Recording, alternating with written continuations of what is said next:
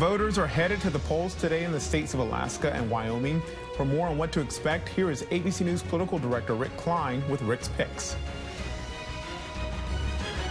Yeah, only 2 states are voting today, but there are 2 states that have so few people, they only have 1 congressional district each, but they are really important congressional districts, both of them, Wyoming and Alaska. And here's why. Let's start with the big story. It's Wyoming. This is the Liz Cheney day. This is the day that we've had circled on the calendar for a long time. Liz Cheney is up against a Trump-backed challenger. Of course, Liz Cheney's been the face of the January 6th hearings, has made clear it's her mission, as she says it, to make sure that Trump never sees the Oval Office again. Trump has made his mission to make sure that she doesn't go back to Congress. And this is one of Donald Trump's strongest states. That was actually the largest margin by percentage that Trump had in any of the 50 states in the 2020 election. Those Democrats, Joe Biden Democrats, 73,000 votes, those are the people that Liz Cheney needs desperately to show up for her today in a primary. But there is also a Democratic primary candidate, so it's not a certain thing. And it is going to be very hard for her to overcome this. We find out whether she's able to hang on to her congressional seat in a very, very Trumpy state. Another state that Trump is quite popular in is the state of Alaska. That's the other state that's voting today. You can see all across Alaska that was Trump territory. Biden within about 35,000 votes or so in that state.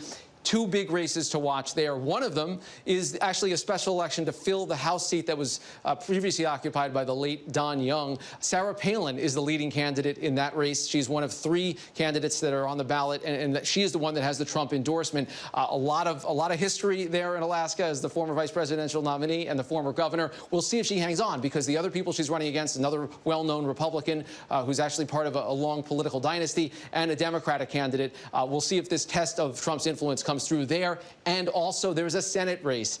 Lisa Murkowski was one of those Republican senators who voted to convict Donald Trump at his 2nd impeachment trial. Donald Trump said, I'm going to find someone to beat Lisa Murkowski. Well, good luck with that. The top 4 candidates are going to advance to November. Lisa Murkowski almost certainly is going to be one of them. So we'll have to wait for a few months to see if she is going to remain as a senator. And here's why all of this begins to matter. We have seen in almost every state that has voted so far, Trump-backed and/or election-denying candidates, people that deny the legitimacy of the last election, winning their primaries. It's happened coast to coast so far, most recently just this past week in places like Wisconsin and Minnesota. Now we see, does it happen in Wyoming? Does it happen in Alaska? Again, these are places where Trump did very well in 2020. You would presume he's got a lot of pull with Republican primary voters. Are these states that hold the line against that? Do they stem that tide? And of course, finally, we get the fate of Liz Cheney, the last of the 10 Republicans to support impeachment, to face voters. Actually, 4 of them decided not to face voters at all. They decided to retire. Out of the 5 that have gone forward, we've seen